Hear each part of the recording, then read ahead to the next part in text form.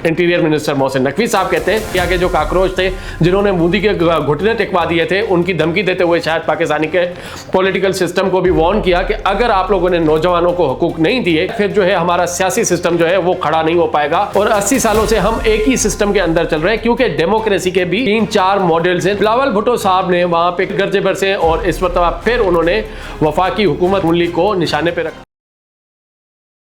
जी अस्सलाम वालेकुम। और आजकल जो है वो पाकिस्तान में सियासी माहौल बहुत गर्म है और सियासी माहौल के साथ साथ जो है इलेक्शन का माहौल भी चल रहा है आज़ाद जम्मू एंड कश्मीर में।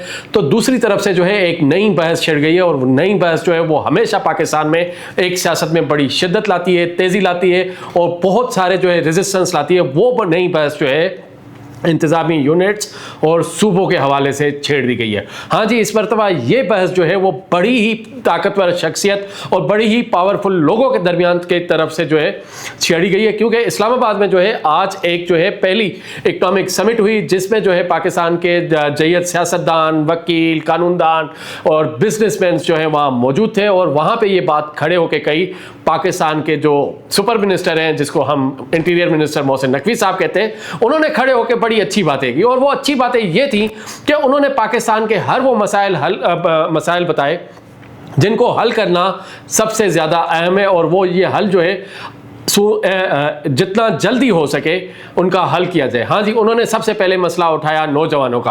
और नौजवानों को उन्होंने कहा कि ये काकरोच है, शायद वो जो है इंडिया के जो काकरोच थे जिन्होंने मोदी के घुटने टिकवा दिए थे, उनकी धमकी देते हुए शायद पाकिस्तानी के पॉलिटिकल सिस्टम को भी वार्न किया कि अगर आप लोगों ने नौजवानों को हकूक नहीं दिए तो शायद फिर जो है हमारा सियासी सिस्टम जो है वो खड़ा नहीं हो पाएगा और उस सियासी सिस्टम को शायद घुटने टेकने पड़ेंगे।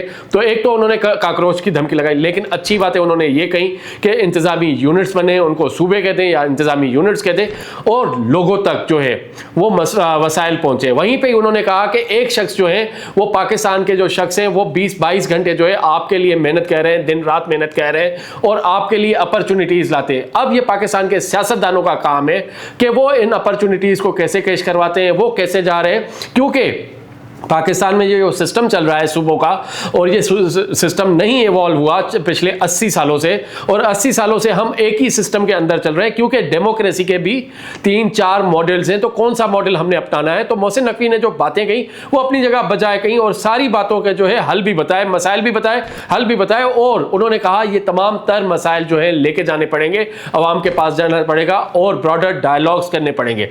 तो अब लग ये रहा है कि पाकिस्तान में जो है इंतजामी यूनिट्स और नए सूबों की जो है एक बहस एक मरतबा बहुत तेजी से छिड़ जाएगी और इसके ऊपर हर कोई अपनी सियासत चमकाएगा।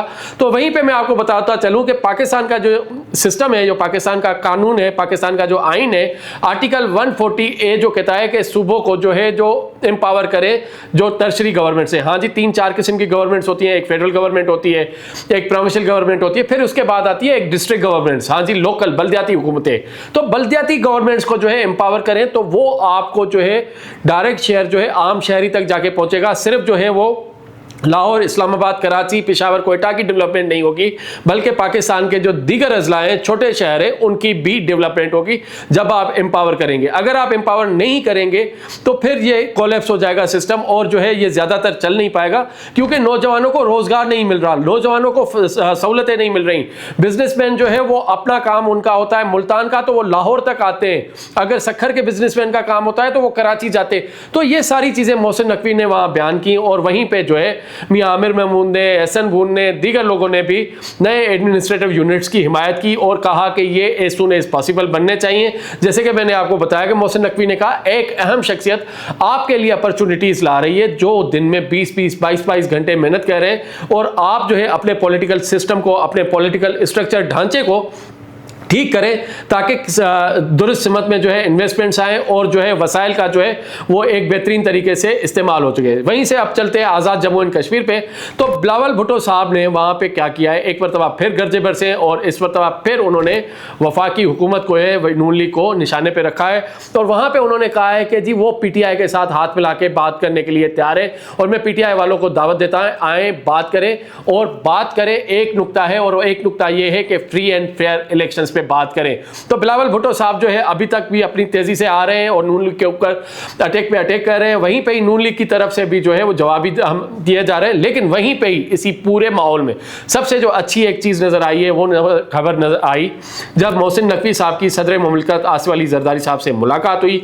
और उस मुलाकात के दरमियान जो है आपको पता है कि मोहसिन नकवी साहब इस वक्त जो है मुफाहमत का रोल अदा कर रहे हैं। वो जब भी कोई ऐसा मसला होता है नून लीग के दरमियान और पीपल्स पार्टी के दरमियान तो वो उस मसले को हल करने के लिए फ़ौरन एक्टिव हो जाते हैं एंड चले जाते हैं, जाके मिलते हैं। लास्ट टाइम भी आपको बजट के दौरान पता होगा कि जब गिलगित बल्तिस्तान के इलेक्शंस की चीज़ें चल रही थी एंड मैंडेट के ऊपर जो है मामला तय नहीं पा रहे थे तो मोहसिन नकवी साहब पहले प्राइम मिनिस्टर साहब से जाके मिले, फिर जाके वो बिलावल भुट्टो साहब से मिले, फिर जो है वो मामला खुशसलूबी से जो है वो तय हो गया। अब जो है वो मोहसिन नकवी साहब सदर मुमलिकत आसिफ अली जरदारी साहब से भी मिले और वहाँ से जो खबरें आ रही हैं वो खबरें ये आ रही हैं all is well all is good.